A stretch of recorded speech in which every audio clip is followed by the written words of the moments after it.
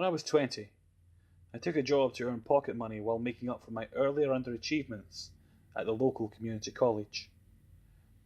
It was one of those full-service residential cleaning companies. I won't say which one, so to protect the innocent. Let's just call it Clean Bro.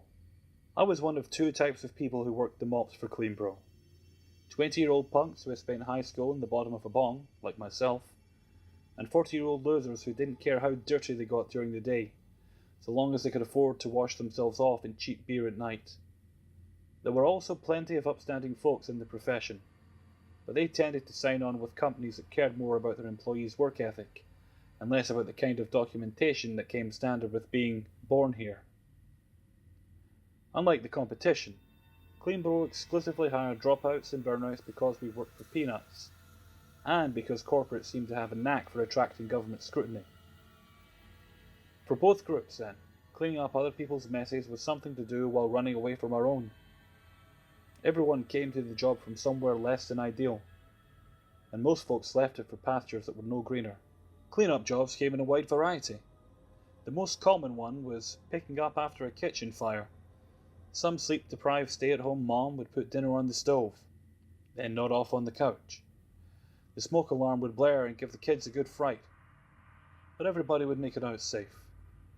The fire department would hose it all down with grey water, leaving behind a colossal mess of smoke-stained ceilings, waterlogged drywall, shattered drinking glasses, and smashed dishware.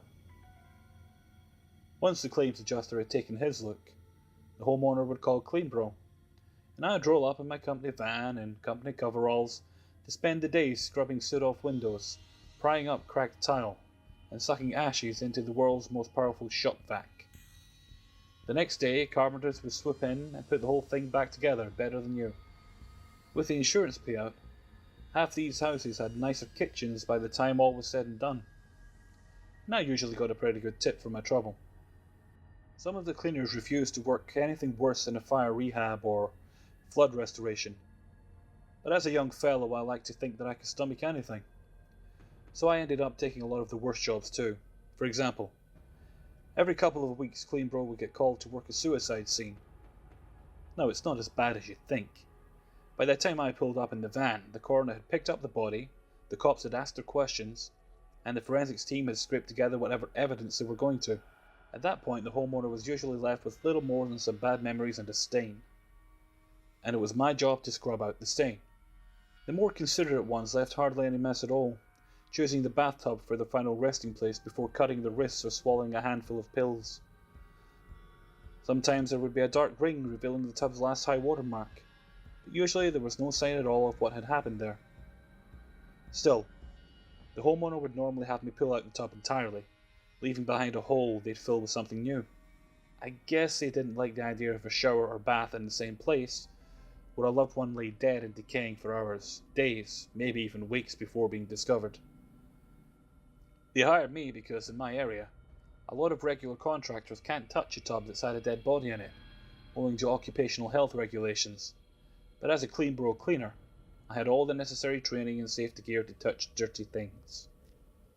Some of the dead were less polite though.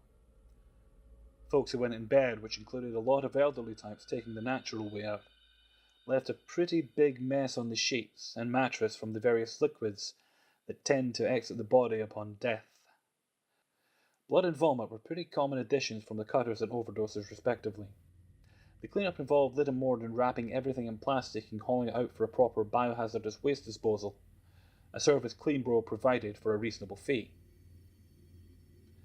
Then, there were the really rude people, the ones who decided to swallow a bullet because it's quick. They tended to take the longest to mop up. I'll spare you the details beyond that. Worse than the mess itself was the 1,000-yard stare in the face of the spouse or parent who had the misfortune of discovering the body and seeing their loved one in that state.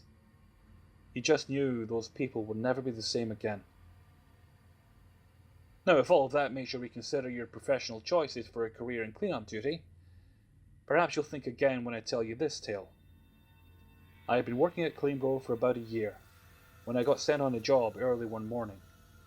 My boss didn't give me any details, just the address and a work order with the phrase "basement deep clean."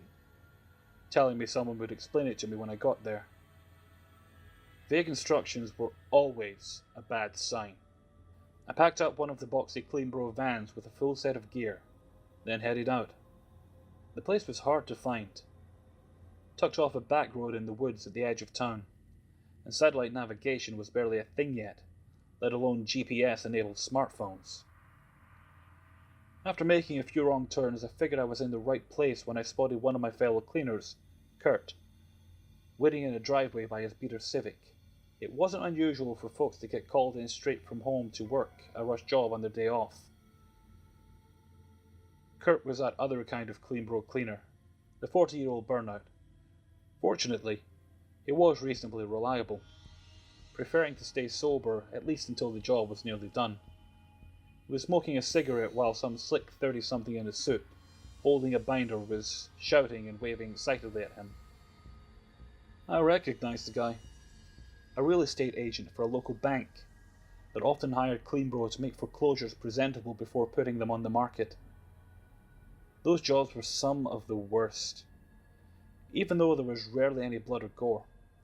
Instead, we had to deal with the knee-deep residue of evicted hoarders, or work without lights and running water where drug addicts had ripped out the wires and plumbing to sell for scrap, or risk getting shot by a disgruntled ex-homeowner looking to exact revenge on whatever poor schmuck was standing on his property at the behest of that fucking bank. I was almost relieved when I recognized the house as a different case entirely. About 6 months earlier, it came to light that a bunch of disappearances throughout the state had been the work of some local psycho who was using his basement as an abattoir. The Evening News had run a shot of the killer's house to introduce a couple of weeks of nightly updates on the story. Such a normal fellow, his neighbours had told the cameras. So clean, they said. I had been with Cleanbro for a few months at the time, and the reports made me wonder if I had learned enough about removing stains to make a murder scene vanish completely. But by now I was a pro. Maybe this wouldn't be such a big job after all. Besides, they'd already found the guy hanging from his basement ceiling, so at least there was no chance of being the next lucky contestant in his game. The cops had gotten a break in the case when a student at the local college had dodged an attempted kidnapping. They released a pretty good sketch to kick off a statewide manhunt. The police had gotten some leads in the area, convenience store clerks whose stories were backed up by grain security video. They started canvassing the area. Someone found a front door standing open and nobody at home, and I imagine they started peering through windows until they spotted some probable cause. Once they realized what they stumbled across, the cops must have figured out their suspect opted for a literal noose over the figurative one that was drawing tight around him. The real estate agent spun around when he heard my van pulling up the secluded driveway and flashed a look of relief before turning red again in agitation. He was already yelling at me before I had the van in park, squeezed between Kurt's Civic and a silver coupe that screamed, "Self-indulgent prick." I calmly stepped out, walked back to the van and began unloading the gear while he blathered something about having booked us weeks ago, something about an open house in 2 days, something about lawsuits, and something about hard-working, red-blooded Americans instead of lazy goddamn immigrants. Got here as soon as I was called, sir. We'll work as quickly as we can, pal. Way above my pay grade, guy. Go fuck yourself, I didn't say.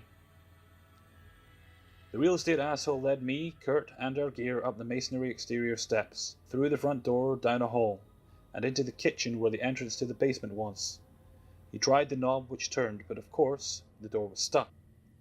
I could tell this guy didn't really want to be here, and I couldn't wait to see him go either.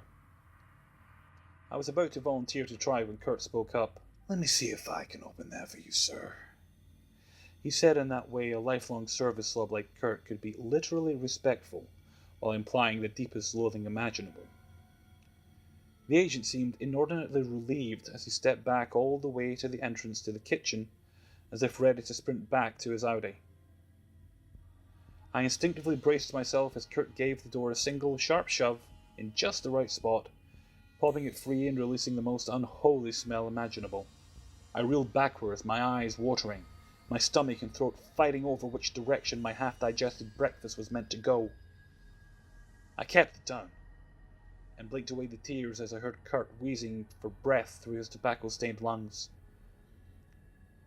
For a moment I envied his half-dead olfactory receptors, since he seemed only barely phased, while I was on the verge of passing out. Before I could recover fully, I heard the agent quickly say something about us knowing what to do, and to be sure to finish everything by tomorrow at 10 before the house stagers arrived to turn the basement cesspit into a cozy game room or some shit. And then, with the audible bark of 4 turbocharged cylinders, real estate asshole was gone. Kurt and I put on our masks, which helped enormously with the smell. The HEPA filters pulled everything biohazardous out of the air, although you could still tell something had died down there. I descended the narrow basement steps and found a pull chain dangling from the ceiling.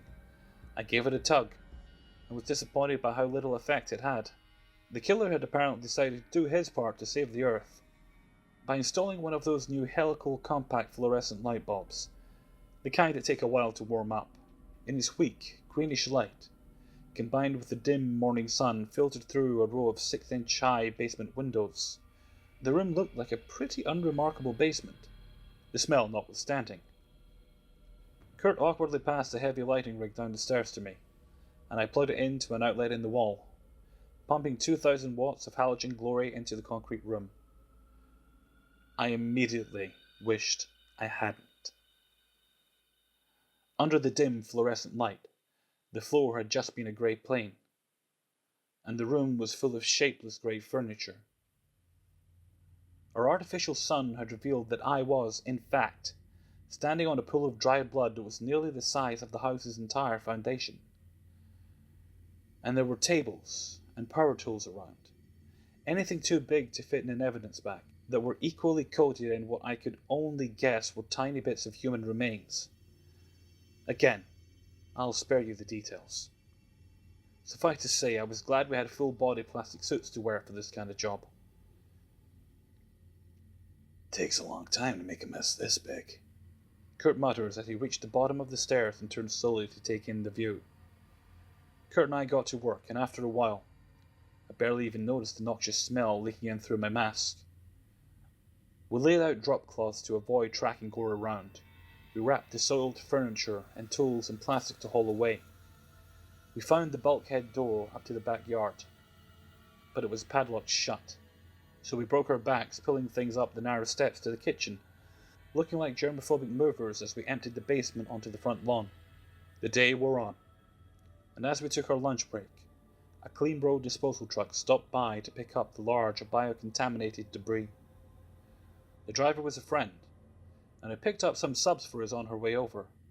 Kurt scarfed down the bologna and American cheese on white, but I didn't have much of an appetite for my chicken parm. When he'd finished eating, Kurt lit a Marlboro Red from his bright orange Zippo, and was in a surprisingly cheerful mood, despite this being by far the nastiest call I'd ever worked. In his less than illustrious career, he had been cleaning for 20 years, and worked at half as many different companies across the region. Making the biggest messes disappear gave him a kind of satisfaction that I, at the time, couldn't quite muster. I'd never seen Kurt so chatty, but I was content to let him talk himself out before returning to the task at hand. We hit things hard after that, hoping to finish the job without having to come back as early the next morning to make our deadline. Our boss at Clean Bro always showed appreciation when we made one of our bank clients happy, since they offer plenty of the toughest, but most lucrative jobs. All the big stuff was out, and the layers of caked-on blood were starting to wear away under the industrial solvents we had deployed. Between opening the basement windows and setting up a massive industrial fan blowing down from the top of the steps, we'd managed to clear the worst of the fumes. The mopping was sweaty work, in full hoods and masks, and I was starting to feel weak from skipping lunch, so we decided to take them off and risk the air. Smell was now entirely tolerable, although I did catch the occasional whiff of death as the afternoon wore on. The sun was setting as we started to wrap things up. Thanks to chemistry, mops, and old-fashioned elbow grease, the concrete floor was clean enough that you could eat off it. assuming you had no idea about the horrible crimes that had been committed there. Anything else that had been soiled was either off the property or in the back of the van. Kurt and I nodded in agreement at a job well done, and then just as I turned to haul the first load of cleaning equipment back up the narrow basement steps, I heard a sharp pop above my head. I had clipped the fluorescent bulb with the mop handle, shattering it into fine silver powder that drifted down like snow. Working under the glow of our industrial lamps, I had completely forgotten it was there. No, as if there aren't enough reasons to hate these fucking compact fluorescent bulbs. The damn things have mercury in them that gets out as dust and vapor when they shatter. Most people just vacuum up the dust and broken glass without a thought, which is a great way to spread the poison around your house. As a certified clean-up professional, I had both the training and the sworn duty to do the right thing in this situation, even if it kept me from going home for an extra hour. Kurt smirked at me, shaking his head as he pulled his HEPA mask back on. "That's all you," he said, grabbing the shop vac and hauling it up the stairs. I followed him back to the van with a half-empty bucket of solvent and fetched a sticky lint roller, a fine broom and dustpan, and a jar intended for hazardous chemical waste. Kurt packed the rest of the equipment into the van, while I performed the delicate duties of saving the world from 1/1000th of a gram of mercury. Loading in and out were my least favourite parts of the job, and even though it was Friday night, I didn't have much to go home to, so I was pretty slow about it. I timed it so I would finish just as there was nothing left but the lighting rig, and that was the only thing keeping the darkness at bay now that the sun was gone. I swept the final flakes of CFL dust into the jar, then reached up to unscrew the wrecked bulb's base from the fixture. Yes, I remembered to tug the pull chain and switch it off first. I was sealing the jar's lid when I heard the snap of Kurt's Zippo. I was about to admonish him from smoking in a client's house when I saw he was using its light to get a look at something against the wall. Outside the searing beam of our flood lamp. The better prepared cleaners carried a pen light with them, but Kurt was more of a travel light kind of guy. He was poking at some antique furniture that had witnessed the basement's horrors and escaped unstained. It was clear enough to sell some depraved collector of serial killer memorabilia, which meant we weren't supposed to touch it. It's bad form for a cleaner to snoop through a homeowner's property. But I guess the poor dead psycho wasn't going to mind. "Looks like the cops missed one," Kurt said, letting out an amused whistle as he stared into a drawer he'd opened in direct contravention of Clean Bro policy. "What?" I asked, not sure I wanted to know. Kurt held up a severed finger in his nitrile-gloved hand, giving me a glimpse of it before dropping it into a small bag for biohazardous waste that he'd already pulled from a pouch on his plastic bunny suit. I guess when the killer was dangling a few feet above a sack of his own victims, the forensics guys feel free to phone it in. Shaking off my mental image of the spare finger, I brought the jar of mercury-kissed glass shards out to the van, securing it in a special spot for the deadliest of deadlines. I wasn't allowed to carry anything else when transporting something so very dangerous. You've got to love policies created solely for corporate liability ass covering. I'd left Kurt behind, figuring he could bring the lighting rig out when he was done collecting souvenirs. He was taking his time, and I remembered just how unwieldy the rig had been when he handed it down to me. So after hanging in the van for a few minutes, I locked its doors, another inane hazardous chemical waste policy, and went back into the house to check on him. Descending the basement steps one at a time, I took a deep breath and drew in the smell of victory. Absolutely nothing. Then, like the killer who comes back for one last swipe at the hero, a gust of putrid wind hit me in the face. I blinked the tears from my eyes again to see the pants of Kurt's clean-bro bunny suit ascending the steps to the back bulkhead. "Kurt," I shouted after him. "How'd you get that open?" I was still reeling from the unexpected smell, although the air had cleared now thanks to the open bulkhead, in the lack of anything vile in the room to make more of it. "Come on, man," I shouted, hoping he'd return to help me. After a few seconds of silence, I pulled out my tiny AA cell mag light and unplugged the halogen flood lamps, leaving myself standing in near total darkness. I held the flashlight in my teeth as I hoisted the lighting rig with both hands, wondering how I was going to get this piece of Cleanbro property back to the van without adequate light or help. I wasn't exactly afraid of the dark, but I did feel kind of vulnerable while trying to haul that rig around an unlit basement come murder factory. On cue, my imagination, or maybe it was on my empty stomach, supplied a spooky noise, which got me moving towards the shaft of moonlight. Unaided, it was a lot easier hauling the lighting rig out via the broad bulkhead door, and with the job done and no other work lights in the basement, I figured there was no point going back inside. I slammed the bulkhead shut and lugged the rig around to the front of the house, just in time to see Kurt's Civic backing down the driveway, pivoting, and disappearing into the night. It was past our usual Cleanbro checkout time, and my episode with the CFL had probably made him late for a date with a bottle, but I cursed his ass for leaving like that. I suddenly felt very alone as I ascended the front steps one last time, locked the front door, and tucked the key into the lockbox hanging from the doorknob. There were no exterior lights on, and the neighborhood was sparse and mostly dark. Finding it entirely too quiet, my imagination provided more Creepshow soundtrack. And in a moment, I was back in the van, reversing up the drive at a dangerous clip. Given how he left me like that, I was almost glad when Kurt no-showed for a fire rehab job a couple of days later. Instead, the office called in this pretty pothead chick who was new, and I was very happy to show her the basics. Now, it's not unusual to work with a bunch of different cleaners over the course of a month. But after a few weeks, I noticed that I hadn't seen Kurt since that basement job. He had hardly seemed grossed out by it, so it didn't make sense that he would have thrown in the towel, like I'd seen so many newbies do on their first suicide call. Usually, if you walk off the job, you walk off before you start, not after you're done. I started to wonder if Kurt had seemed a little too happy with that particular cleanup. He'd been more amused than disgusted by that finger he found. Come to think of it, he couldn't have tossed it in with the other bio-waste in the van since I had the keys. The freak must have kept it. I started to figure that either I'd witnessed the inspiration of a brand new psychopath, or I'd been the sole guest at his retirement party.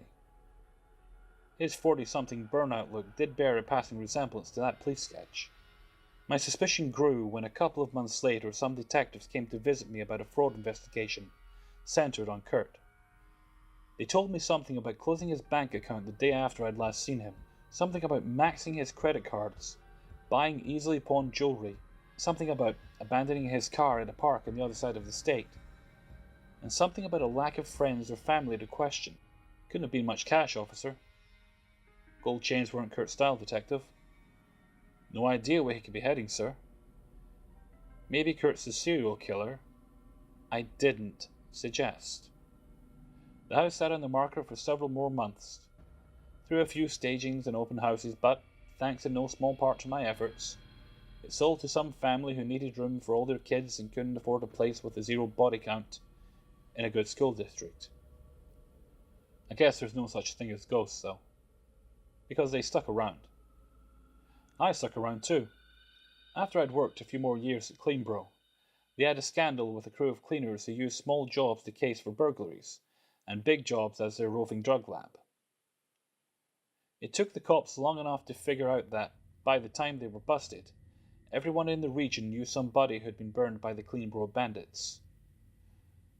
The supply of coals dropped off a cliff, and rather than wait for the axe to fall on me, one of the most reliable workers at that point, I used what I'd learned in my community college business classes to put out my own shingle and build a solid local brand doing the same shit work as ever. I still had to work long hours and get my hands dirty. A national corporate presence and a cushy executive office suite was still a long way off, but at least I'd be getting paid more than $9 an hour for my trouble. I actually started to like the work. Watching the worst day of somebody's life vanish into a hefty bag or swirl down a drain, business boomed. The town grew, and the woods were chopped down to build suburban subdivisions and corporate office parks. A few weeks ago, I was sitting at my desk when I received an odd call. The kind where the homeowner doesn't want to give away any details over the phone. Just an address. A bashful caller is always a bad sign. I recognized his street name and decided to check it out for myself before fobbing it off as one of the 20-year-old dropouts or 40-something burnouts that ride my payroll on their way from making whatever mistakes they're trying to outrun to those mistakes catching up with them. It was the same house where I'd last worked with Kurt. After 2 decades working in the region, I found it pretty easily. Even without my GPS-enabled smartphone, the neighborhood had grown around it. And with new windows and a fresh coat of paint, you would never have guessed it was the kind of place a serial killer had called home. The current homeowner was the oldest child of the couple who had bought the house so many years ago. He was in his 30s now, and had kids of his own living there. Most people had forgotten the place's reputation, but something had come to light that would certainly jog folks' memories if it got out. He couldn't afford to dump the house and move, and he didn't want to stir up anything that would cause trouble for his kids at school, or lead them to discover that they were growing up in a slaughterhouse. Basically, he'd been in the basement one day, poking around some old furniture that had been there as long as he had, thinking he'd turned the place into a cozy game room or some shit. He pushed aside a wardrobe from its spot against the concrete basement wall, and revealed a steel door behind it, secured with a padlock. With a healthy curiosity and a pair of bolt cutters, he got it open without stopping to consider the basement's dark legacy until it was too late. A quick glimpse was enough to send him running to call the police. The cops had found a mass grave in there, sealed up airtight for more than a decade. By now the coroner had hauled off all the bodies. The detectives had asked their questions of the dumbfounded homeowner, as well as his parents, siblings, and wife. And the forensics team had scraped out a bunch of evidence, but they all seemed to be phoning it in. Mold spores and decay patterns indicated that the small room had been sealed since before the family had moved in, and these were almost certainly the uncounted victims of the home's previous resident. Nobody wanted to face the embarrassment of having overlooked this much for the first time. There were 2 funny things about it though. If your sense of humour can accommodate a stack of corpses entombed in what was now a cookie-cutter suburban development, full of smiling children and friendly dogs.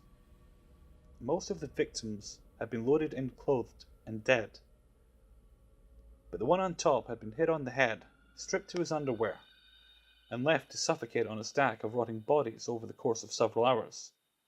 A fate surely worse than death, followed by death. Even stranger, the cellar contained an empty bucket of emergency rations that had once held enough packaged food to keep a person alive for almost half a year. The homeowner led me down into the basement, where the unholy smell awakened some long-buried memories in the back of my mind. The sense of smell plugs directly into the lizard part of the brain, and this stench forced me to recall an entire day spent down here, mopping up the leavings of some psychopath's extended wet dream. Under the weak bluish glare of the basement's bare LED bulb, the homeowner pointed out the shape of a wardrobe by the wall. My heightened memory instantly recognized it. It was sitting just a few feet to the left of where it had been when Kurt and I had cleaned this place out. In its old spot, cut into the concrete wall, there was a steel door, standing slightly ajar and wafting the stench of hell into the room. God, I forgot how bad it is down here, the homeowner said, retreating to the kitchen and leaving me alone at the bottom of the steps. A lengthy career of solvent fumes and suicide cleanups had left me reasonably immune to the worst effects of bad smells. But I almost followed him anyway. God, I wish I had just followed him, and called in Braden and Malik to do my dirty work. But my curiosity got the best of me. I pulled out my heavy D-cell maglite from its loop on my utility belt, gripping it for safety against I don't fucking know what, and walked over to that steel door. I checked out the wardrobe first, saving the worst of it for last. My mind flashed an image of Kurt pulling a severed finger out of one of its drawers, with one hand, lit by the flickering glow of a lighter in his other hand. The wardrobe looked heavy, with broad, solid feet, and it probably would have taken a 3-man team to pick it up and move. Then I spotted the telltale tracks of casters cut into the decades of dust that had fallen since Kurt and I had cleaned the place. Looking back, I realized that there had been no dust to speak of even when we started. I gave the wardrobe a nudge, and it was clear. The hulking thing had hidden wheels on it, so it could be slid around easily, and with it no longer flush against the wall, I couldn't even see a small handle bolted into its back. I turned my attention now to the steel door, cut into the concrete wall, standing about 4 feet tall. In the corner there was a brown smear which I recognized as old blood, as if someone had hit it, or been hit by it, very hard. I inhaled deeply through my mouth, tasting that familiar reek, and held my breath. Then pulled the handle. Inside was exactly what I'd imagined. Plenty of kicked-on, congealed, decaying blood, and little bits of nondescript debris coating the stone walls and floor of a 4-foot square cell, but nothing that was still shocking after so long on the job. The space was tucked under the house's front door landing, an easily missed protrusion from the otherwise rectangular foundation. I leaned in with my flashlight and looked closer, certain there was something to find, something to understand. Brown smudges on the walls which could have been illegible writing, or feeble attempts to shift the stones. Someone has spent their last moments awake and alive in here, the final movement in a madman's symphony, and suddenly, that was all I wanted to know. I let out my breath with a sigh and started to pull back. And that's when my 1,000 lumens of maglite brilliance caught something bright in the corner of the concrete cell, tucked in the jamb of the door. I focused my beam on it, taking a moment to resolve the soft-edged rectangular shape and recognize it for what it was. It was an orange Zippo lighter. Its lid singed with soot from burning until it ran out of fuel.